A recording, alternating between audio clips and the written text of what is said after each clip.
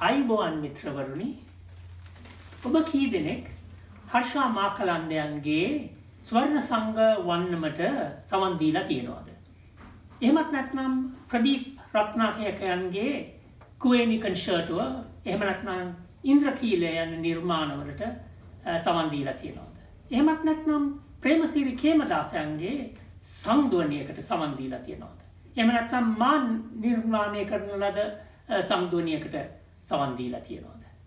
මම හිතන හැටියට ඔබ අතුරෙන් කිහිප දෙනෙක් පමණයි මේ නිර්මාණවලට සවන් දීලා තියෙන්නේ. මේ සම්බන්ධයෙන් මම යමක් පැහැදිලි කරන්න කැමතියි. ඕනෑම සිංහල දෙමළ හෝ ඉංග්‍රීසි ගුවන් විදුලි නාලිකාවට පෙරලා බලන්න ඔබට ඇහෙන්නේ මොකක්ද කියලා. ප්‍රවෘත්ති සහ වෙළඳ දැන්වීම් බැහැර කරාම 99.9ක් ඇහෙන්න ලැබෙන්නේ ගීත, සින්දු, එහෙම නැත්නම් ගායනා. ඒ විතරක් නෙමෙයි රූපවාහිනියට පෙරලා බැලුවත් ඔය ටිකම තමයි ඇසෙන්න ලැබෙන්නේ. දැන් ගීතවල කිසිම වරදක් නැහැ. ගීත කියන්නේ, ගායනා කියන්නේ සංගීත ක්ෂේත්‍රයේ ඉතාමත් වැදගත් තැනක් ගන්නා නිර්මාණ ගණනාවක්.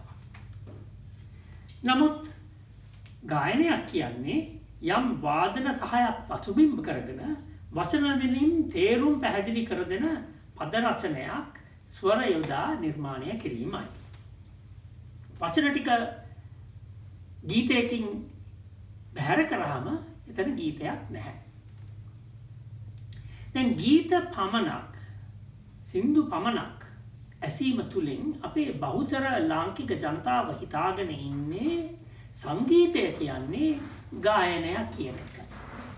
මේ ඇත්ත වශයෙන්ම පටු සංකල්පයක්. මේ වැරදි සංකල්පයක්.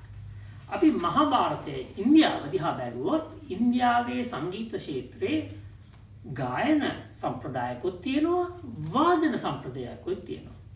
ඔය ලතා මංගেশකර් වැනි ලෝක ප්‍රසිද්ධ ගායකයින් ඒ ගායන සම්ප්‍රදායෙන් බිහි වෙලා තියෙන අතර වාදන සම්ප්‍රදායෙන් රවිශංකර්, බිස්මිල්ලා ඛාන්, හරිප්‍රසාද් චෞරේෂා වැනි ලෝක ප්‍රසිද්ධ ප්‍රකට වාදන ශිල්පීන් බිහි වෙලා ඉන්නවා.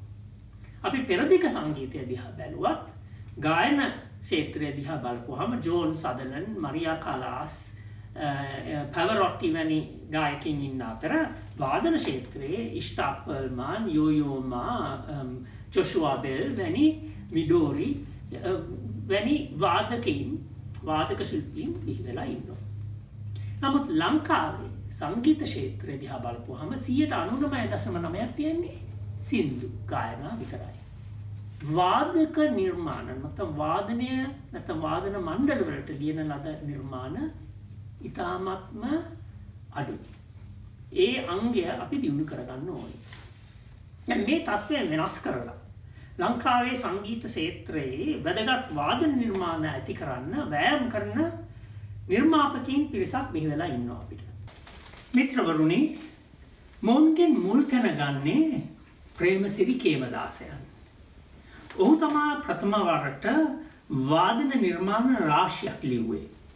ඒ අතරින් සංධ්වනි 4ක් සහ චිත්‍රපට සංගීත නිර්මාණ රාශියක්ද ඇතුළුව මුද්‍රා නාට්‍ය සඳහා වාදන නිර්මාණ කිහිපයක් ඔහු ලිව්වා. ඒ විතරක් නෙමෙයි. ලංකාවට සිංහල ඔපරාව ඉදිරිපත් කරේ පළමු වතාවට ප්‍රේමසිරි කේමදාසයන්. ඔපරාවක් කියන්නේ නාට්‍ය කලාව, වාදනය සහ ගායනය කියන මේ අංග තුනම, කලාංග තුනම එක්රැස් කරලා නිර්මාණය කරන සංගීතමය සහ නාට්‍යමය නිර්මාණයක්. දැන් කේමදාසයන්ගේ මූලිකත්වය තුලින් අද නිර්මාපකයන් කිහිප දෙනෙක් ලංකාවේ වාදන නිර්මාණ ලියන්න ඉදිරිපත් වෙලා ඉන්නවා. ඔවුන්ගෙන් ජ්‍යෙෂ්ඨ සංගීතවේදීන් හැටියට අපිට සලකන්න පුළුවන් සරත් ප්‍රනාන්දු, හර්ෂා මාකලන්ද, ප්‍රදීප් රත්නායක, වසන්ත ප්‍රනාන්දු වැනි සංගීතවේදීන්. ඒගොල්ලටම තමයි මමත් වැටෙන්නේ. ඒ විතරක් නෙමෙයි හැබැයි. අද තරුණ පරපුරෙන් අපිට බිහි වෙලා ඉන්නවා නිර්මාපකයන් කිහිප දෙනෙක්.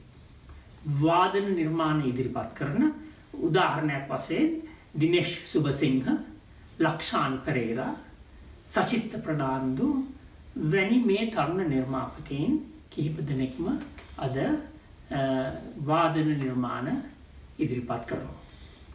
දැන් මිත්‍රවරුනි, මම ඔබෙන් එක ඉල්ලීමක් කරන්න කැමතියි. ගීතවලට නැත්තම් සින්දුවලට විතරක් සවන් දෙන්න එපා. මේ නවතම වාදන නිර්මාණ වලටත් ඔබ සවන් දෙන්න. ඒවා අගය කරන්න. ඒ විතරක් මේ රූපවාහිනිය සහ ගුවන් විදුලිය තුලින් මේ වාදන නිර්මාණ වලට ඉල්ලීමක් ඇති කරන්න. ලංකාවේ වාදන සම්ප්‍රදායක් ඇති කර ගැනීමට, දියුණු කර ගැනීමට මේ නිර්මාපකයන් යෙදී සිටින මේ ව්‍යායාමයට ඔබත් අතහිත දෙන්න. ඒ තුලින් අපිට පුළුවන් වේ ලාංකික සංගීත ක්ෂේත්‍රයට ඉතාමත් වැදගත් අවශ්‍ය වන වාදන සම්ප්‍රදායක් යොදවා ගැනීමෙන්, ඉදිරිපත් කර ගැනීමෙන්, දියුණු කර ගැනීමෙන් ඒ සංගීත ක්ෂේත්‍රය අපිට පෝෂණය කරගන්න මඟ සැලැස්වෙනවා. මේක තමයි මම ඔබෙන් කරන කාරණක ඉල්ලීම. බොහොම ස්තුතියි. නැවත හමු වෙනතුරු ආයුබෝවන්.